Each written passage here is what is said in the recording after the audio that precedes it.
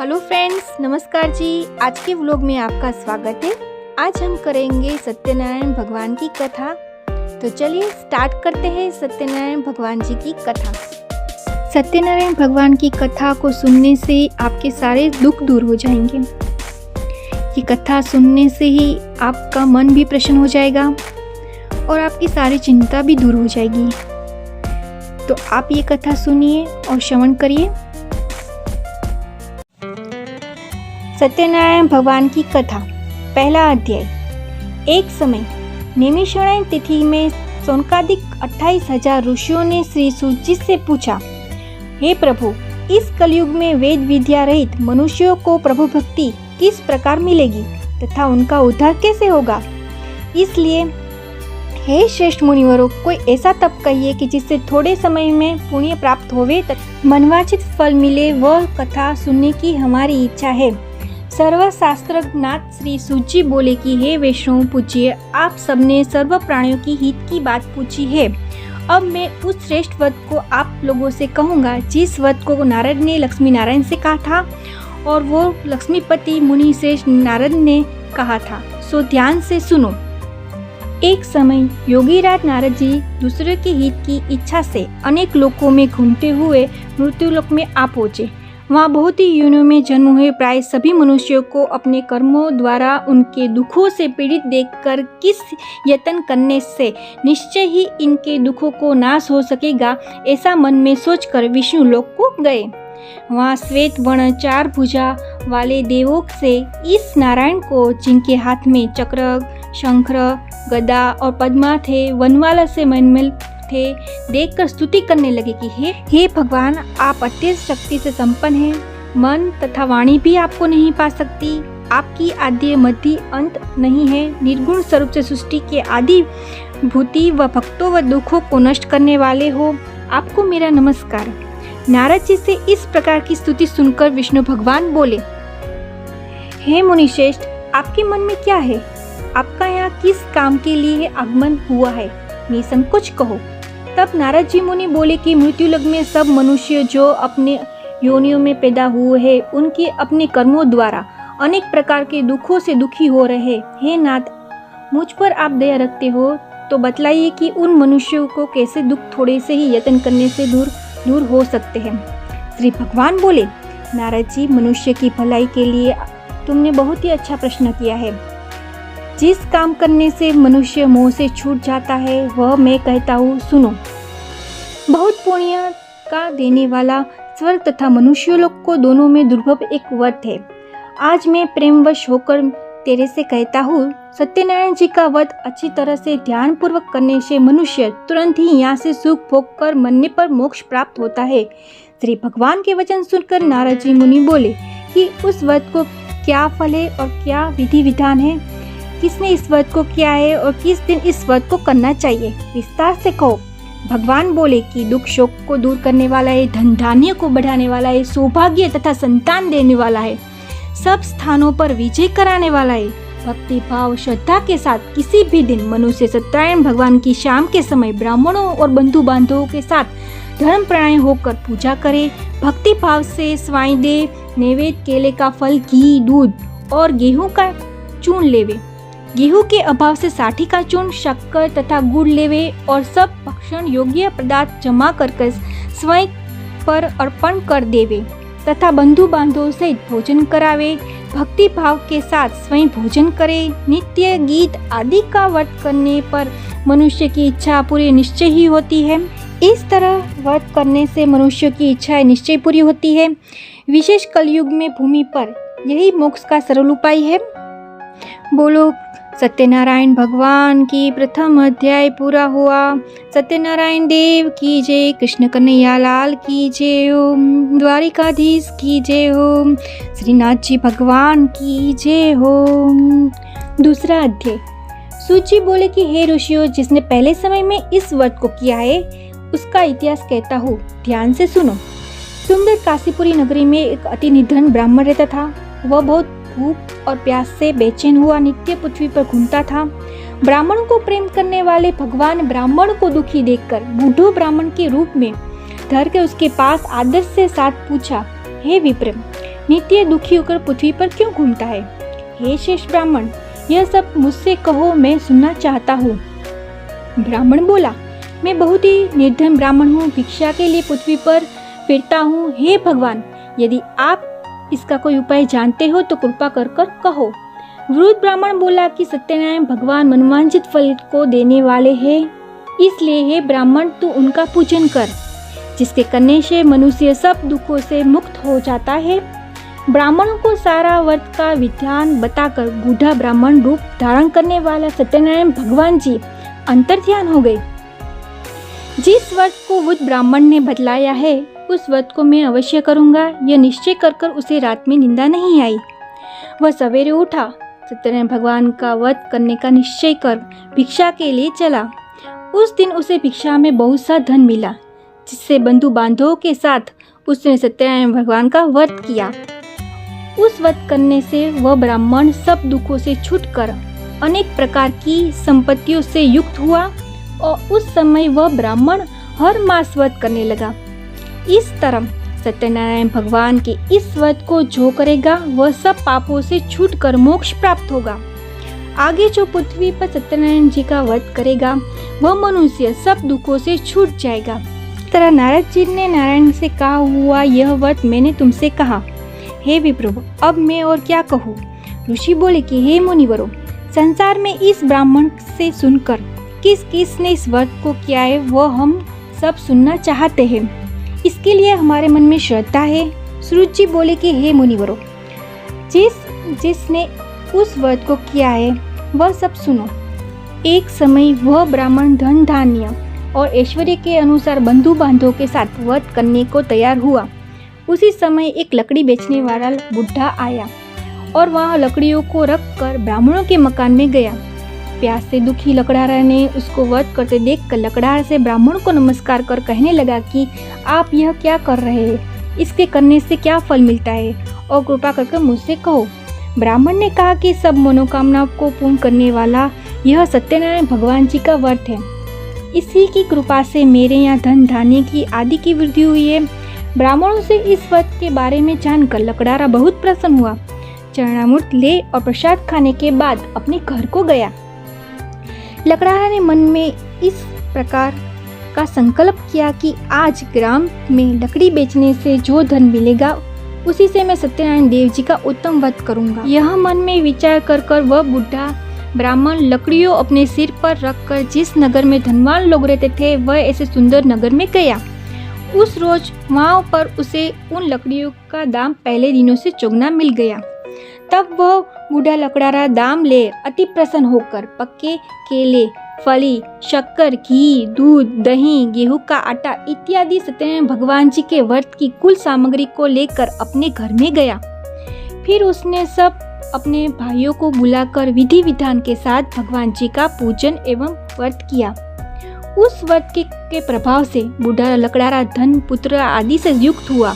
संसार के समस्त सुख भोगकर वैकुंठ को चला गया। बोलो सत्यनारायण भगवान द्वितीय अध्याय संपूर्ण। बोलो सत्यनारायण भगवान की जय। कृष्ण कन्हैया लाल की जय। द्वारिकाधीश की जय। श्रीनाथ जी भगवान की जय हो। द्वितीय अध्याय तीसरा अध्याय। सूजी बोले कि हे श्रेष्ठ मुनियों, अब आगे की कथा कहता हूँ, सुनो। पहले समय में अलकामुक नाम का एक बुद्धिमानी राजा था। वह सत्यवक्ता और जितेंद्रिय था।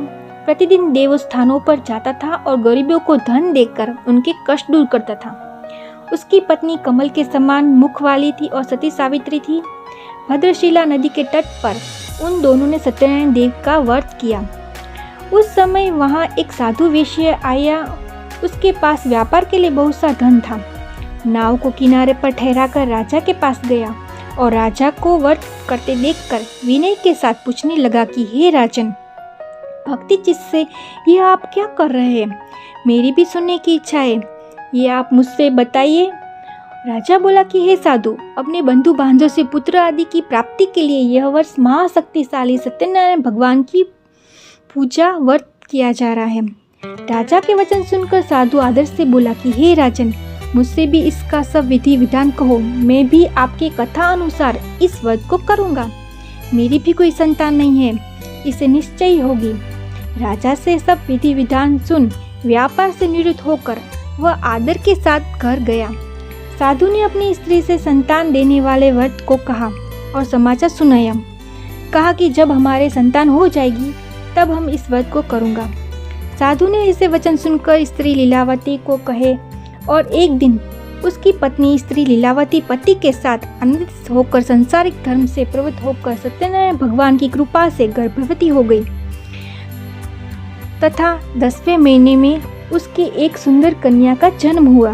दिन दिन वह इस तरह बढ़ने लगी कि जैसे शुक्ल पक्ष की चंद्रमा का बढ़ता है। कन्या का नाम कलावती रखा गया। तब लीलावती ने मीठे शब्द से अपने पति से कहा, आपने जो संकल्प किया हुआ था भगवान का वध करूंगा, अब आप उसी करिए। साधु बोले, हे प्रिय, इसके विवाह पर करूंगा। अपनी पत्नी को आश्वासन दे वह नगर को गया। कलावती पितृगृह में बुध को प्राप्त हो गई। साधु ने जब नगर में सखियों के साथ अपनी पुत्री को देखा तो तुरंत दूतों को बुलाकर कहा कि पुत्री के वास्तव कोई संयोग वर को देख लाओ। साधु की आज्ञा पाकर दूतों कंचन नगर में पहुंचा और वहां बड़ी खोज कर देखभाल कर लड़की के वास्ते संयुक्त वाणिक पुत्र को ले आए। उस संयुक्त लड़के को देखकर साधु ने अपने भाई बंधुओं सहित प्रसन्नचित होकर पुत्री का विवाह उस लड़के के साथ कर दिया। किंतु दुर्भाग्य के समय विवाह के समय भी उन्हें व्रत याद न आया, वह व्रत भूल गए। तब श्री भगवान क्रोधित हो गए, शाप दिया कि तुम्हें दारुण दुख प्राप्त होगा। अपने काम में कुशल साधु बनियों और अपने जमात सहित समुद्र के नदी समीप रतनपुरी नगर में पहुँचे। वहाँ उन दोनों ने ससुर जमाई चंद्रकेतु राजा के नगर में पहुँचे और व्यापार करने लगे। एक रोज भगवान सत्यनारायण की माया से प्रेरित होकर चोर राजा का धन चुराकर सीधे जा रहे थे, किंतु पीछे राजा के दूतों को आते देखकर चोर घबरा कर भागते भागते धन को वहीं चुपचाप रख दिया जहां वह दोनों ससुर जमाई ठहरे थे। तब दूतों ने उस साधु वेश्यों के पास राजा के धन को देखकर दोनों को बांधकर ले आए। प्रसन्नता से दौड़ते हुए राजा के समीप जाकर बोले कि यह दो चोर हम पकड़ के लाए हैं, देखकर आप आज्ञा दें। राजा की आज्ञा से उन दोनों को कठिन कारागार में डाल दिया। उनका धन राजा ने छीन लिया। उसी शाप द्वारा उनकी पत्नी भी घर घर बहुत ही दुखी हुई और घर घर जो धन रखा था वो भी चोर चुरा कर ले गए। शारीरिक व मानसिक पीड़ा से, भूख से, प्यास से अति दुखी होकर अन्न की चिंता में कलावती एक ब्राह्मण के घर गई। वहाँ उसने सत्यनारायण देव का व्रत देखा। वहाँ उसने कथा सुनी, प्रसाद ग्रहण कर रात को घर आई। माता ने कलावती से पूछा कि हे पुत्री, दिन में कहाँ रही, तेरे मन में क्या है? कलावती बोली कि माता, मैंने एक ब्राह्मण के घर में सत्यनारायण देव का व्रत देखा है। कन्या के वचन सुनकर लीलावती भगवान के पूजन की तैयारी करने लगी। लीलावती ने परिवार और बंधु बांधवों सहित भगवान का पूजन किया और यह वर मांगा कि मेरे पति दामाद ही घर आ जावे। आप प्रार्थना की कि हम सबका अपराध क्षमा करो।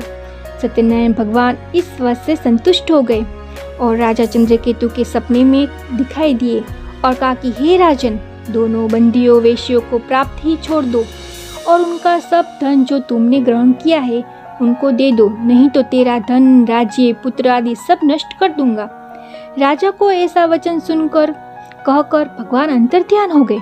प्राप्त काल राजा चंद्रकेतु ने सभा में अपना सपना सुनाया और दोनों वाणी पुत्रों को कैद खाने से मुक्त कर दिया।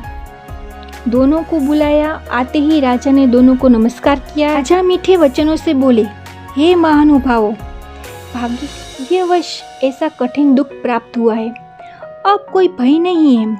ऐसा कहकर राजा ने उनको नए नए वस्त्र आभूषण पहनाए तथा उनका जितना धन लिया था उससे दुगना धन दिलवाकर उनको विदा किया। दोनों वेश्या ने अपने घर को चल पड़े। बोलो सत्यनारायण भगवान तृतीय अध्याय संपूर्ण। सत्यनारायण देव भगवान की जय। कृष्ण कन्हैया लाल की जय। द्वारिकाधीश की जय। श्रीनाथ जी भगवान की जय। चौथा अध्याय। सूत जी बोले, वेश्या ने मंगलाचार करके यात्रा आरंभ की और अपने नगर में चला। उसके थोड़ी दूर पहुंचने पर दंडी जी वेशधारी सत्यनारायण भगवान ने उनसे पूछा, हे साधु, तेरी नाव में क्या है? अभिमानी वाणी हंसता हुआ बोला, हे दंडी जी, आप क्यों पूछते हो? क्या धन लेने की इच्छा है? मेरी नाव में तो बेल तथा पत्ते आदि भरे हैं। वेश्य का ऐसा कठोर वचन सुनकर भगवान ने कहा कि तुम्हारा वचन सत्य हो। ऐसा कहकर दंडी जी वहां से चल गए। कुछ दूर जाकर समुद्र के किनारे पर बैठ गए। दंडी जी के जाने पर वेश्या ने निश्चय किया और करने के बाद नाव को ऊंची उठी देखकर अचंभा किया। नाव में तो बेल आदि देखकर मूर्छित होकर जमीन पर गिर पड़े। फिर मूर्छा खुलने पर बहुत शोक करने लगे। तब उसके दामाद बोले कि आप शोक न करें, यह तो दंडी जी का शाप है। अंत में उनकी शरण में हमें चलना चाहिए, तभी हमारी मनोकामना पूर्ण होगी। दामाद के वचन सुनकर वह दंडी जी के पास पहुँचे। अत्यंत भक्ति भाव से नमस्कार कर बोली कि मैंने आपसे जो असत्य वचन कहे थे, आप उसे क्षमा करो। ऐसा कहकर मान शोकातुर होकर वह रोना लगा। तब दंडी जी भगवान बोले कि हे वाणिक पुत्र, मेरी आज्ञा से बार बार तुम्हें दुख प्राप्त हुआ है। तू मेरी पूजा से विमुख हुआ है। साधु बोला कि हे भगवान, आपकी माया से तो मोहित है। ब्राह्मण आदि देवता भी आपके रूप को नहीं जान सकते, तब मैं अज्ञानी कैसे आपको जान सकता हूँ? आप प्रसन्न होइए, मैं समस्त के अनुसार आपकी पूजा करूँगा। मेरी रक्षा करो और पहले जैसे समान नौका में धन भर दो।